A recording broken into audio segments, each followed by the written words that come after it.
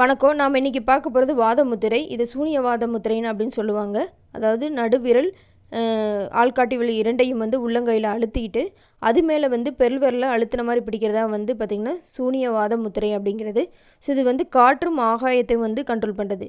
So காற்றின் சக்தி அதிகமாகதுனால உடலில் வாதம் அதிகமாயிரும்.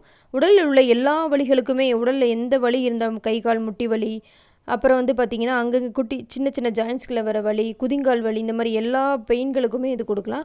ஆனால் எந்த மாதிரி வலிகளுக்கு கொடுக்கணும் அப்படின்னா, சடனாக வந்த ஷார்ப் பெயின், ரொம்ப அதிகப்படியான வலிகளுக்கு கொடுக்கக்கூடாது. சிலருக்கு நாள்பட்ட நீண்ட நாளாக இருக்கிற நாள்பட்ட வலிகளுக்கு, அதாவது உடலில் எப்போ பார்த்தாலும் ஏதோ ஒரு வலி இருந்துக்கிட்டே இருக்குது, சின்ன சின்ன ஜாயின்ஸில் வலிக்குது, இல்லை உடல் முழுக்கவே ஒரு அலுப்பாகவும் வலியாகவும் இருக்குதுன்னு சொல்லுவாங்க பார்த்தீங்களா. அந்த மாதிரி கண்டிஷன் உள்ளவங்களாம் இந்த முத்திரையை பிடிக்கலாம்.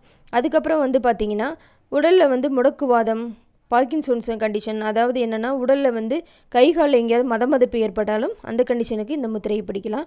அப்புறம் யாருக்குள்ள மென்சஸ் ரொம்ப டிலேவாக போகுதோ அவங்களுக்கு இந்த முத்திரை பிடிக்கலாம். அதுக்கப்புறம் காதில் ஆகாய சக்தி அதிகமானாலே காதில் இரைச்சல் சவுண்டு அதிகமாகும்.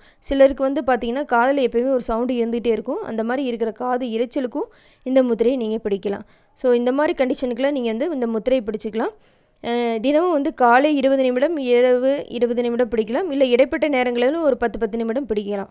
சரிங்களா? இந்த வீடியோ பிடிச்சிருந்தால் லைக் பண்ணுங்கள், ஷேர் பண்ணுங்கள், சப்ஸ்கிரைப் பண்ணுங்கள். நன்றி, வணக்கம்.